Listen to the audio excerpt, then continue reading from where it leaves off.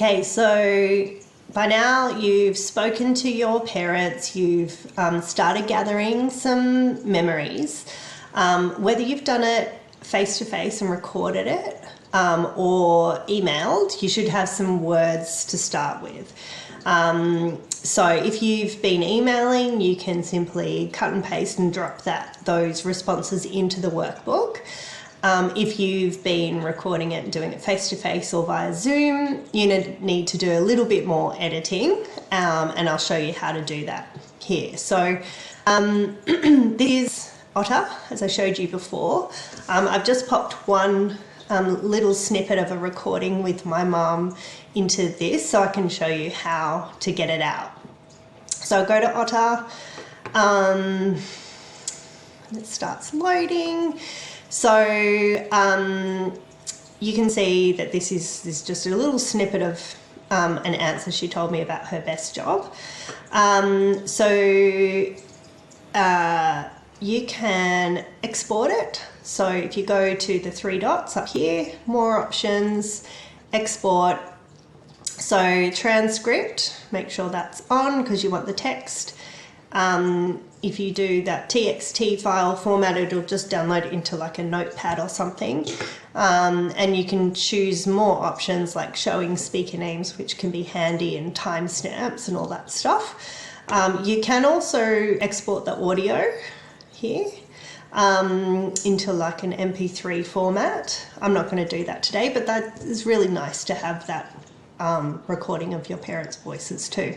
So just text today, and then I'm going to click export, and it's going to download this text for me. So all I'm going to do is copy and paste it into my workbook. So that's the question that I just asked. And then you're just going to need to tidy it up slightly. So I mentioned before Grammarly, which is this tool. So I think there's Grammarly Go is maybe the AI powered one, but just when it says 16, that's the number of suggestions it's got for me. So it's got lots of suggestions. But the way I normally use it is I just read through it. I like to read things out loud because then you know if it sounds right. So this job had to be, so this job, I think she means to say the job, my favourite job, had to be Gladesville. I know what she's talking about because I know what the Gladesville job was. I loved it, absolutely loved being part of a team that was helping so many people. So I loved it. I absolutely love being part of a team that was helping so many people, and it was. So we want to take that out. I'm going to take that out, and it was. So it was. Whoops. It was the consumers that I really, really connected with. So take out one of the reallys. Their bosses, wasn't that interested in them. So I think if I go back to Otter, I can check what that is. Really connected with the bosses. Okay, so it's the bosses. The bosses, and I take out I wasn't that interested in them. But I think for the short time I was there, I made a difference to a few of them. So I might make that a new sentence. Whoops. I think for the short time I was there, I made a difference to a few of them. They enjoyed, it's past tense, so they enjoyed coming to work. It gave them self-esteem. So if I click on that, it's got a red line, doesn't like that. So Grammarly wants to hyphenate it. You can, I don't think it matters that much, but if I click on that, it changes it for me. It also wants to change that to in Gladesville. I don't really want to do that. So I'm just going to click the bin, dismiss that, and then the red thing goes away. The blue ones are just suggestions, not technically correct. So I normally just ignore those. So go through. I would add some paragraphs as well, just to make it easier to read. It's instantly easier. Even, you know, one line on its own paragraph, like you know, makes it so much easier to read. So go through and just take out all the redundancies, make sure it makes sense, and you might need to toggle back and forth between Otter, and just, if you double click on a word, you can actually listen to it and make sure you've got it right. So this is the easiest way, the cheapest way, I think, of recording this. You can pay for a transcription. There's a service called Rev, R-E-V, and you'll probably pay $1 a minute, I think, for it to be transcribed by a person. And that will give you a very accurate transcription. But if you're willing to do a little bit of this editing, you can do it for free, 100%. Just go back to my slides now. So once you've started to put them in the workbook,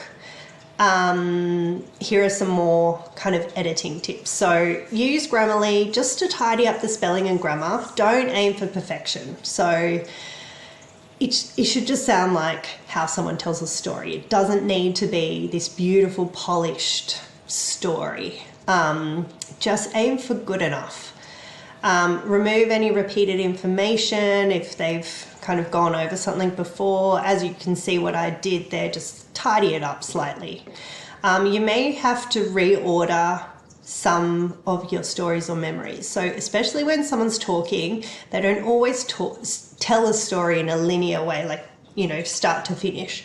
They go, oh, actually that happened before, and, you know, fill in the gaps. So you might have to reorder those sort of stories a little bit.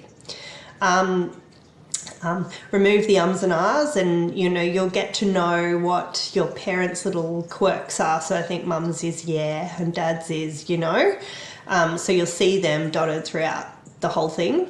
Add quotation marks if they're telling us someone said something within their story, so just add quotation marks around them just to make it clear.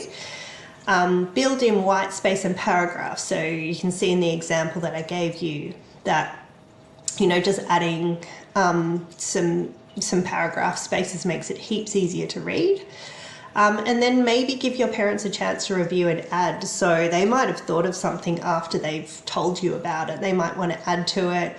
You don't have to do this, but it might be nice, and it might give them a chance to be involved again, but completely up to you. So at the start of the workbook, there's space for a personal note. Again, you don't have to use this. I think it's a nice touch to have at the start of the book. Just anything you like. This is my one that I wrote in Mum's book. Something about how much they mean to you, why have you created the book, you know, just something like you would write on a birthday card or something like that, and what this process has meant to you. There is also a page or a template to add quotes, so like this pull-out quote. So I would choose maybe 5, keep them short.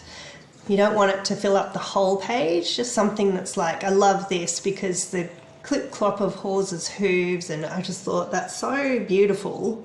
It deserves its own page. So if you've got something like that, definitely pull that out. If not, you don't have to. Again, if you don't feel like doing those quotes, then you don't have to. One tip is just make sure they make sense by themselves. They're not part of a bigger story that if you read it, you go, what's she talking about? So just, yeah, they need to be standalone quotes. So the next lesson will be designing your keep book. So I will see you then.